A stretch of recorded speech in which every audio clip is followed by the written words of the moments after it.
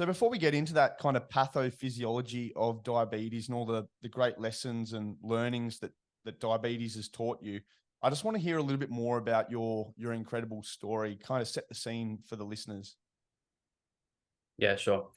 So grew up in Sydney, had an awesome upbringing, family of doctors. I was very health conscious as a young kid. I always had a fascination for the human body, loved sport, loved performance, sort of fell in love with the gym at an early age as well. I was probably 13 years old. My dad had built like a home gym and I was just playing around with the weights at a young age. And I just couldn't get enough of trying to improve my body physically and just the way it made me feel. I loved it. So after university, after school, it only made sense that I'd go to university and study sports science and exercise physiology. So I finished my degree at Sydney Uni, and I was in the process of getting my accreditation for my exercise physiology. And I was doing my placement at a hospital in Sutherland, working in the cardiac rehab ward with the exercise physiologist there. And it was at that time that I sort of noticed that my health was starting to deteriorate. And I mean, when you're in the middle of sort of like a health crisis, you don't see it properly because it's kind of a slow burn and you're almost too close to it to see it. But at that time, there was a few things that I found a little bit strange. Like my recovery from workouts was just atrocious. Like I remember I went to this CrossFit gym.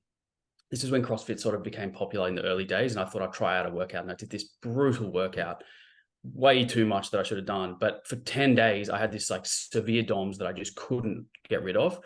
And the CrossFit coach was like, mate, you came for one session, you never came back. Like, what's going on? You know, they thought I was just soft, but I was like, I feel like my body's destroyed. I'm not recovering. So that was like one of the red flags early on. I was playing rugby and I was having this terrible shin splints. Like I could barely get onto the field without showing up 40 minutes before a game to like warm up my shins.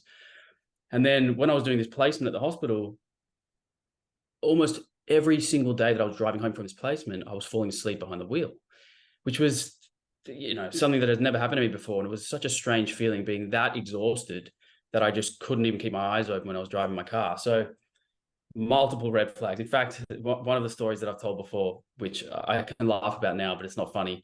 I fell asleep in the job interview with the exercise physiologist at the hospital. And you still got the job. You still got the job, right? I still got the placement, but that's because I knew someone higher up, and I think he was pressured in.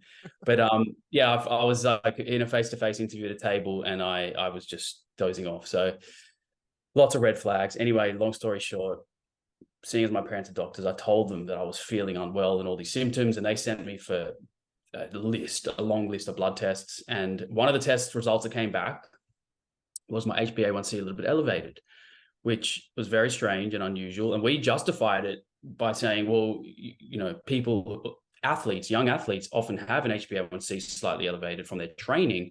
Perhaps it's a false positive. Perhaps this is something we don't need to worry about because my fasting blood glucose was fine. But we did further testing just to make sure, and we did some antibody tests. And that's when we saw these autoimmune antibodies just through the roof, right? So at that point, I was like, I may get type 1 diabetes. It was I didn't have it at that stage, but it was pointing in that direction. And I was told basically just take a blood glucose meter home with me and just sort of track my blood glucose over the next few days and weeks. If anything comes back out of the range that they told me, come back into the clinic. And most of the numbers were normal in range. And then I remember one morning I woke up, my blood glucose was 7.7, above what they said. Anything above 7, let us know.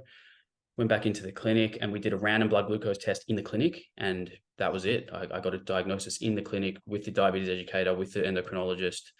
My blood sugar was 16, should have been between 4 and 6 roughly. And, you know, I was sitting next to my dad, who was a doctor who worked at the hospital actually where I was diagnosed. So just like such a crazy storm of events all together, out of nowhere, got this diagnosis. I was 22 years old. So, you know, a lot of people think it's this juvenile condition, which it used to be more prevalent in younger kids. But these days, I mean, I know people in their 60s getting diagnosed with type 1 diabetes. So, you know, I was 22. I got to live out my teen years, had the most amazing childhood. And then, yeah, that was the first, you know, that was the day I was diagnosed. And then over the next few months and years, it was just this journey and transformation. And there was a moment, scary moment there too, on that interview you had where you fell asleep. actually driving home from that interview, you had to pull over because you nearly crashed into the tunnel, the side of the tunnel, and pulled over at the end of the tunnel. 30 minutes sleep, like. That was the moment that kind of scared me the most, where I was so out of control of my body that I was like, it really felt like somebody else was steering the ship. Like I could not keep my eyes open. Like I was windows down, music cranking, slapping myself across the face. There's no way I was staying awake. So I pulled over. I remember this because I pulled over in Rushcutters Bay. It's just outside the Cross City Tunnel. And I'm not even kidding you. I put my seat back and just boom, lights out. Like I was, wow. Brain was already asleep. As soon as my seat went back, I was out, slept in the car. I think it was 30 minutes, might've been 60 minutes. I don't know. It was a bit of a blur. And then I felt awake enough to drive home. But even after that nap, I was still falling asleep driving to my house.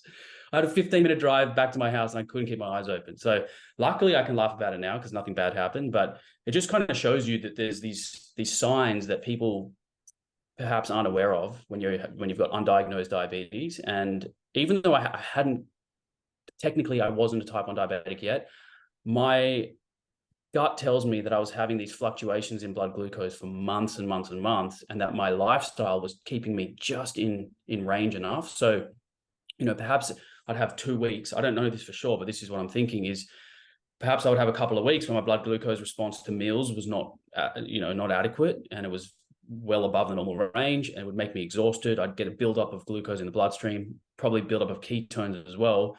And then I would feel this, lethargic exhaustion.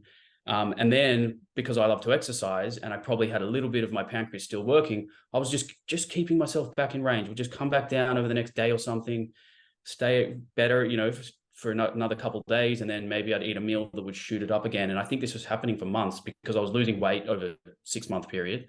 I was waking up thirsty in the night, urinating all night, hungry. No matter how much I would eat, I would lose more weight. So, classic signs and symptoms of type 1 for months and months and months before I actually got the hard diagnosis. And I think a lot of people who perhaps don't have let's call it a healthy lifestyle, the diagnosis is quicker. You get it, almost immediately. You'll figure this out. The ketones will go through the roof. Blood sugar will stay elevated. And they're often rushed to hospital in a coma or, with ketoacidosis. But I think my, active lifestyle was saving me from that hospital visit early on.